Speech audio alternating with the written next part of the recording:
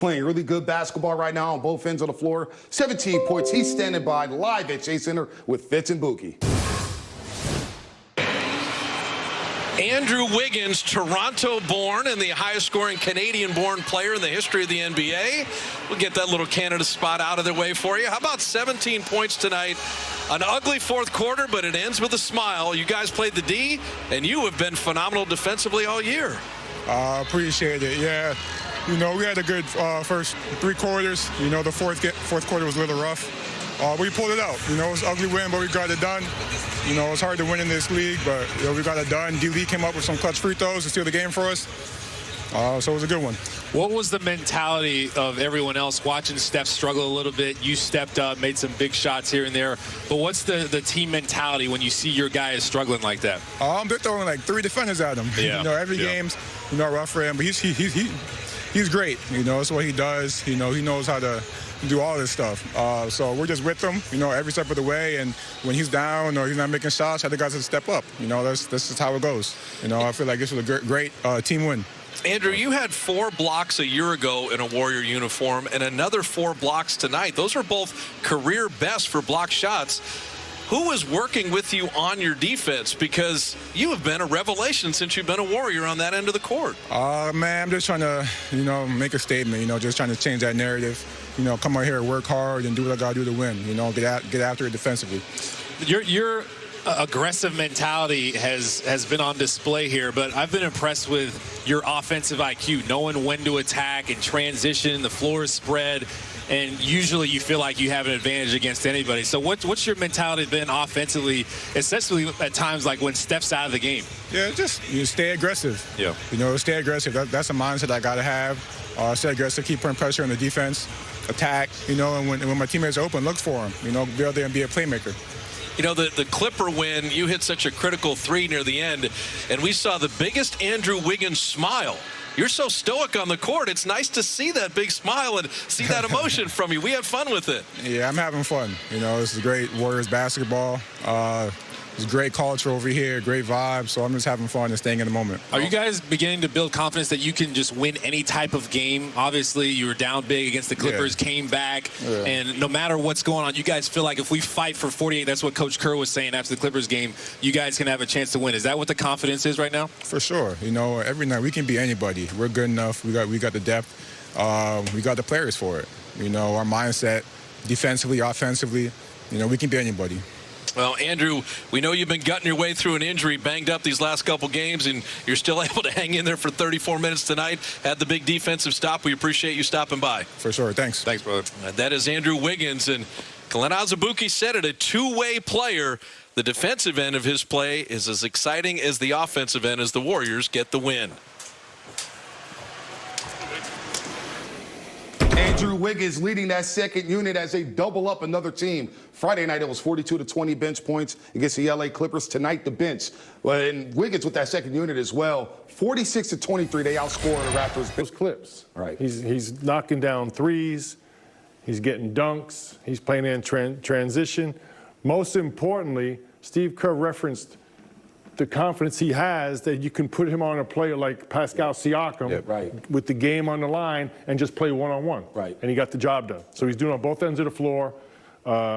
He's playing great basketball. Guarded Kawhi well over that 2-game series against the Clippers. Tonight against Pascal Siakam. Great defensive play there at the end of the game. And then the rest of the bench here. I mean, Bazemore's energy. Yes. Damian got inserted into the starting lineup. Steve Kerr was able to solidify his bench. And now he's got a true identity and a formula on how to win games. Right. And a big part of it is their bench. And early on, you know, we were talking about Damian Lee, Michael Mulder, and who's that third? And Bazemore. Yeah, Bazemore. Okay, so they make threes, but they also fight, and they got great effort on defensive end. They team rebound, so it justifies having the offense out there. Scrappy unit, and they get the job done tonight again. The bench outscoring the Raptors bench 46-23. Big-time win for the Golden State Warriors, and we'll hear from Steve Kerr coming up here on Outstanding Van and Fleet, the $85 million man who wanted to cash out this past offseason. Decent game from him, 9 for 20, 3 for 10 from the three-point line, of course. He outplayed Steph. offensively, Steph did what he had to do to get others involved here. But Fred VanVleet, solid game. He's turned into a really solid pro, Darrell. Yeah, he's a great player. He gets to the basket at will. He's very crafty, and he makes tough shots. And that's what we've seen today. He made a few tough shots. He got to the basket, and we like to call, Kalo and Fred like bowling balls when they go in there. They falling all over the place, but he does a great job of getting to the basket, creating contact. But I think the Warriors tonight did a great job without fouling him. Yeah, he's an old school type of player. He reminds me of Joe Dumars a little bit. Very physical, tough on the defensive end, and he's relentless. Yeah. Right. He goes in the paint, takes punishment, gets to the free throw line, and he played through. He got off to a tough start, but he played through, had a good game. And with Steph, look, this is the typical game with all the attention that the defense that he garners. He just creates opportunities by being on the floor, and they did just enough to get the win. Well, Steph struggles tonight. I mean, look, the Clippers did whatever they had to do that Wednesday night game to hold Steph. He understands. It's going to be nights like this. Yeah, and tonight, Steph got out of rhythm because of those scheme defenses, right? The triangle, 2 box and 1 type of looks. So even when he got open looks, he wasn't in rhythm. But the Warriors have seen this a lot now, and they're getting a little more comfortable playing against it. Yeah. And in turn, Toronto plays a lot of it. So it was one of those, what we said at halftime, what's going to give? And nothing really did give, except they came up with those free throws at the end of the game. Curry did hit a big 3 there late in the fourth quarter to finally get one on the board here. Let's talk about the Raptors team total. Before the game, both of you guys said they would be around 100 to 105. Tonight, they score 105. And they lost. So you guys were right on the money for that. If you guys bet that 105 or less, somebody out there put $100 on that, they won $600. If you gambled that there, you see $10 win 60. But the Warriors, what did they do defensively, Mully, here to really fluster the Raptors? Because they really didn't have a great offensive game. They mucked the game up, got into the bonus in the fourth quarter, got to the free throw line. But overall, I thought the Warriors did a really good job against this Raptors offense. Their effort on the defensive end has been consistent. And tonight, I think both teams struggled offensively. Yeah. But not only Damian Lee winning the game with the free throws, the Warriors shot 17 of 19 from the free throw line. The Toronto Raptors, 14 of 22. So they left 8 points at the free throw line. That ultimately is what the difference was. Yeah, I think they did a great job with making it tough on those guys. Siakam, every time he did a spin move, they were coming to double. Kalo, he didn't get going into the second half. I think he was 0-4 in the first half. And then Fred, they didn't let him get to the free throw line like he likes to do. So making it hard on those guys, that's what they did. And they held their hat on the defensive end tonight. And I thought Draymond had a really productive night. Yes, almost I don't know if he got a triple-double near. Double-double, one rebound short of a triple-double. He had 10 points, made enough threes to keep them honest, right? Was generating offense, as the point forward. So he had a good night. Wiseman had a really good first half, right? Didn't play as much in the second half. But everyone, again, about 11, 12 guys contributed to this win. It was ultimately a team win. Also, the block shots are protecting the rim well. 10 block shots for the Golden State Warriors tonight. Let's hear from head coach Steve Kerr on tonight's ugly, but it's a win. A win's a win, right? Let's hear from Steve Kerr. Hi, Steve. Kareth Burke, NBC Sports Bay Area. What does it say about your team's ability to work together and learn that on the night of Steph Curry's worst shooting performance in his career, this game was still a win? I think what it says, Kareth, is we've become a good defensive team. Toronto is one of the toughest teams in the league to guard. They scored 144 2 nights ago in Sacramento. And we held them to 105 points. So I'm really proud of the group. They've, over the last 10 days or so, they've established that they're going to be an excellent defensive team, and we can still get better. And I liked tonight. I mean, the result couldn't have been any better in terms of winning, but learning a lot of valuable lessons. They really took it to us in the fourth. We didn't handle their pressure very well. We didn't execute very well. And those are all things that now we have on tape to see, where we can make some improvements. And yet we were still able to come away with a win. So it was a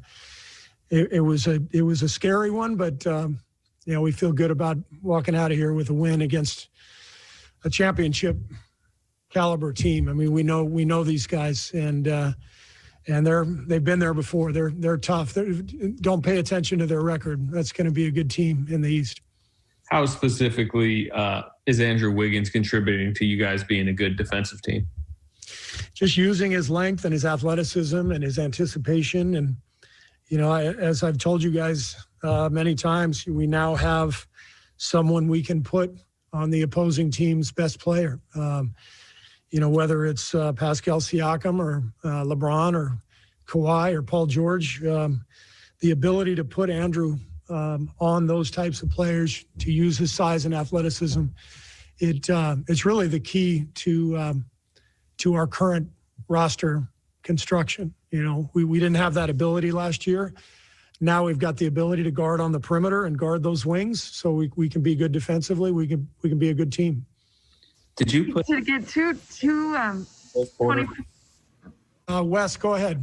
Yeah, did you end up putting Wiggins on Kyle Lowry at one point in the fourth quarter, or did he just sort of end up on Kyle based on just rotation? No, we put him on him a couple times during the game. We tried to move the matchups around a little bit, but that's the beauty of Andrew, and also Kelly.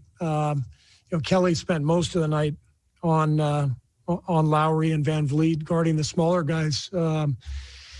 But the addition of Wiggs and Kelly has changed everything for us defensively. It's allowed us to compete every night at that end, and if you can't do that, you can't win in this league. Steve, obviously an abnormal shooting night for Steph tonight. But when you look at how he looks, the scratches on his arms, the blood on his jersey, right? A lot of teams are applying a lot of physical force on him. How much has that had to do, or how much did that have to do with his, shooting woes tonight, you think? Well, I thought Toronto did a fantastic job on Steph, and they played a great defensive game themselves. I thought we handled that pressure very well for 3 quarters. And even you look at the stat sheet, we ended up with 30 assists and 15 turnovers. That's a really good ratio. And for most of the game, we were able to take advantage of that pressure on Steph, that attention they were paying to him. But the fourth quarter, they really turned it up and took us out of rhythm, and we weren't able to get much. But I give a lot of credit to Kyle Lowry and Van Vliet and Siakam. I mean, this is a championship bunch. So what happened in the fourth didn't surprise me. Lowry changed the game with his ability to get to the line, which he's been doing for years. And their defense really kicked in. So they played a hell of a fourth, and they obviously were an in and out shot away from winning the game. Hi, Steve. Carlos Ramirez, NBC Bay Area and Telemundo. What do you think was the biggest issue you guys face against their full court press? Well, mainly them, mainly Toronto. They've done this. I've seen them come back so many times with their pressure. They're extremely athletic, and they're very strong. Lowry and Van Vliet don't have a lot of height, but they have tremendous strength. And when you throw Anunoby and Siakam out there as well, Chris Boucher was fantastic tonight. I think he had 6 blocks. That's as athletic and tough and physical a team as you're going to see down the stretch of a game. So it was more about them and their pressure. But with that said, we've got to watch the tape and improve our execution next time we're in that spot. Big win for the Golden State Warriors tonight. Draymond Green as well. And look, they did this despite Steph Curry shooting 2 for 16. We'll get into that a little later. That is tied for the worst by a Warriors player who took 15 field goal attempts in a game over the last 20 years. Klay Thompson, David Lee, and Baron Davis have all had 2 for 16 field goal performances for the Warriors over that span. But this was about Draymond Green, who messed around and almost got a triple-double, 10 points, 10 assists, 9. Typical Draymond Green triple-double type game tonight. No doubt. And they needed it. Right, yes, as sir. you guys mentioned, too. He hit the 2 threes there, and that's really what you want to see from Draymond tonight, right? Just take them, and it had good rotation on a couple of those made threes there. That one on the clip there, I would just show him that perfect backspin, perfect balance. I think Draymond can be a 38% three-point shooter. I really do. For sure. Just got to get some more reps and let him fly. You got to let it fly and take what the defense gives you. If they're going to give you that shot, might as well shoot it up there. If it doesn't go in, you got great offensive rebounders on your team. So live with that open shot for sure. But he's so important each and every night, but a game like tonight where they're taking everything away and you're playing random, when the ball's in his hands, it gets organized, and it's not a random play. He's going to make the right play. Like when he took Kyle Lowry on the block there and got an easy bucket. So, Draymond, I got no money anyway. Thank you for not swearing too much tonight, man. The swear jar will be a little empty tonight. But let's talk about James Wiseman, a 19-year-old. We'll discuss his game today. Look, this guy's playing well. We'll talk about why he's. Congratulations to Brian Witt there. Baby boy growing, looking beautiful there. We'll see him back. He coined, of course, Splash Brothers. We're going to talk about the Splash Brothers in just a second here after the Warriors get a big-time win over the Toronto Raptors. Let's hear from Steve Kerr in just a second here. But Damian Lee, the heroics of Damian Lee. We saw the Chicago game, right? The yellow three-pointer there at the top. 10 games into the season, and he's won 2 games. Right. You know, with that three-point shot tonight with his free throws. He's got the clutch gene. And he also knows his limitations. You know, he doesn't try and do too much. He's always in the right place on the offensive end. He spaces. And tonight he made a really intelligent play, drew the foul to win the game. Yeah, he's having a great season so far. You know, 2 game winners already. But what really sticks out is how he plays the game. He plays the game hard. You know, he's doing it on both ends. And he took that shot today with a lot of confidence, like he knew it was going to go in. And then he got to that free throw line, knocked down 2 free throws for his team, and won the game. So he's doing a great job this season so far. And his shooting is why he's in the game. Right. But he really plays hard on the defensive end. He always knows the scout report. He helps on the rebounds. So his effort is incredible on the defensive end, which allows him to stay in the game, to be in the game at the end, to make a nice offensive play. Right, we talked about the free throws tonight. What about the big corner 3 from Friday night when Curry had that left-handed pass? He is shooting well. He's playing defense well. So congrats to Damian Lee on a nice season. A terrible moment. I think we all feared just from the way he landed on the floor that it was pretty serious. And so I remember I went out. I think we took a foul, you know, right after the free throws. And, you know, I went out onto the court and told him, I said, Klay, you got to get it checked out. He said, I'm fine, coach, I'm fine. I said, no, go in and let our doctors make sure you're okay. And he said, okay, but I'll be fine. I'll be back. You know, give me 2 minutes. I'll be back. And that was from a guy with a torn ACL. And, you know, he goes and knocks down the free throws. And then, of course, you know, he hasn't been on the court since for us. And it's just been such a terrible run of luck for Klay. And for a guy who loves to play as much as anybody I've ever met, it's been just awful to witness. So we've been in touch. We've texted quite a bit. He seems to be in pretty good spirits. And I'm excited to see him progress through the rehab and obviously to get him back next season.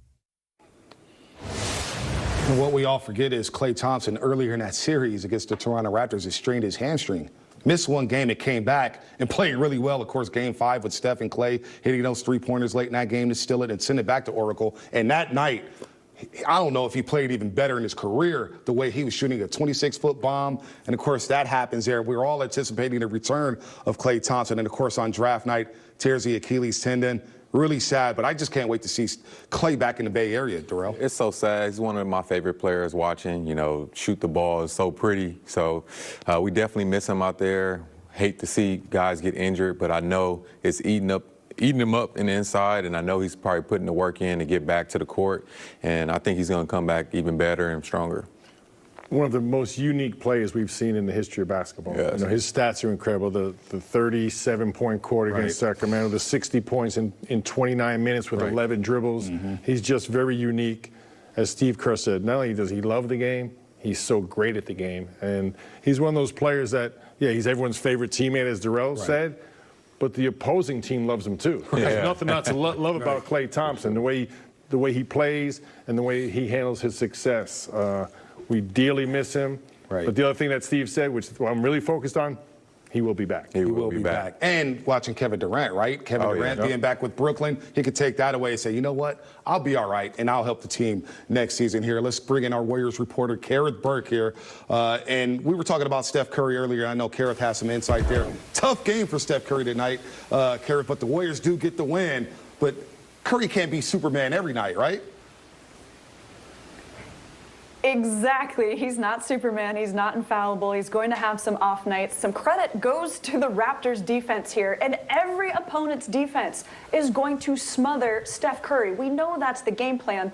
Plus, Steph might have some of those off night shooting as well. So what happens in that situation? The Warriors must get contributions from other players. They got that tonight. All 5 starters were in double-digit scoring. Specifically, you look at 10 from Draymond Green, you look at a dozen from Kelly Oubre. That's important. And then D. Lee and Eric Paschall scoring in double digits off the bench. So when it's not Steph's game, they found scoring from other places. It's going to be essential for these wins. You know, this is the 10th game of the season, and you can already see what the Warriors are learning. It is coming together game by game by game. They've got this little win streak going, but they're learning how the offense is flowing. They're finding a rhythm to the game. They know which teammate likes to shoot from what spot. They're not getting in each other's way so much. So the Raptors, with their good defense, still ran into a Warriors team that is figuring it out, and it's encouraging to think, what is this Warriors team going to look like by game 15 or by game 20? I mean, Bonte, I know you were saying, like, this one was ugly, but it's also encouraging that on the worst shooting night in Steph's career, the Warriors got a win. Thanks so much for that, Kev. You're absolutely right. The bench had a lot to do with it. 46 points tonight. Draymond with the near triple-double. Big-time confidence boost for the rest of this roster, Bully. Absolutely, and we always talk about the other players when they're not shooting well. What do they do? Steph Curry had 9 rebounds and 6 assists, and he opened up the floor all night long because of the attention the defense was paying to him. 100%. Like we said, it's always going to be nice. Good players have nights like this sometimes, and that's why it's a team sport. Other guys just got to step up. And the one thing I admire about Steph is his demeanor never changes. You know, he's trying to do things on the defensive end. He's trying to make for his players and his guys. So that's the one thing I can really admire about him when he's struggling. The only negative? David Tedler's stat just went out the window. His favorite stat is done. He's got to look something else up. Well, is it 30? When Steph Curry scores 30, the Warriors are undefeated. Well, guess what? They got to win with Steph Curry not scoring 30. Let's hear from number 30 himself, Steph Curry, the 2-time MVP, on tonight's win and tough shooting night. He's been amazing. He's taking the challenges, one-on-one defense. You know, being able to be physical, use his length, just make guys work. You had a pretty good run, you know, these last 3 games with Kawhi and PG and you know, Pascal Siakam, the whole lineup basically. We were switching a lot of things tonight. So him and Kelly have been amazing in terms of using, you know, their length and inside out, giving their presence and taking on that responsibility, and it's been awesome. Steph, when the season started, did you think that you guys could win a game in which you shot 2 of 16? Well, I never thought I'd go 2 of 16, so I never even thought about that. How much confidence does it give you that you found a way to win, even though you went 2 for 16? It means obviously we're moving in the right direction. And my offense is, you know, I expect it to be there every night. And, you know, obviously with how teams are defending, you know, night to night, being able to figure that out. But in terms of us just having confidence across the board, no matter who's out there on the floor, I like where we're at right now in terms of, you know, guys stepping up, us staying within ourselves, finding, you know, different ways to execute on that end of the floor. But we don't win a game like this. Forget my shooting. We don't forget a game like this, or we don't win a game like this, you know, without our defense taking strides in the right direction. We all understood that tonight, and definitely, you know, that won us the game with how ugly that second half was on the offensive end. Steph, was that the most aggressive team? Thanks. Was that the most aggressive the team has been against you defensively, and do you anticipate seeing more of that? No, but they have a personnel that they can switch a lot, and they have a lot of length and speed that even different than the Clippers, just finding ways to try to clog driving lanes and get guys outside the three-point line. I missed some easy ones throughout the game, but they did a great job. sending bodies. And like I said, it's a step in the right direction when, I can get that much attention and, other guys can knock down shots and be aggressive and find their lanes and their opportunities. And, we don't really miss a beat. So it's a really good sign for us. Hi, Sam. Carlos Ramirez, NBC Bay Area, Telemundo. What does Fred VanVleet do on defense that the untrained eye wouldn't see on a TV screen? What does he do that's so tough on defense? I mean, he's just solid, but they have a scheme that he knows he can be aggressive because there's going to be somebody behind him and, another guy, pulling in. And like I said, they have pretty good speed and length across the board. So he knows he can be aggressive on the ball, try to stay body tight. Different scenarios that would work to my advantage. But if you have, a bunch of guys locked in, then, it makes a difference. But again, I think besides a couple missed shots and, whatnot, we got the ball moving pretty well, especially in the first half. And it made them pay for, their aggressiveness. And then the second half, it kind of slowed down a little bit. They got started pressuring and doing a lot of things that kind of made us rush a little bit, but we kind of withstood it. And obviously, you got to take a win, no matter how you can get it. Is this team getting... All right, we all know Steph Curry didn't shoot the ball well tonight, but he did drop dimes. We'll break down his passing coming up here on Warriors Postgame Live, presented by Toyota.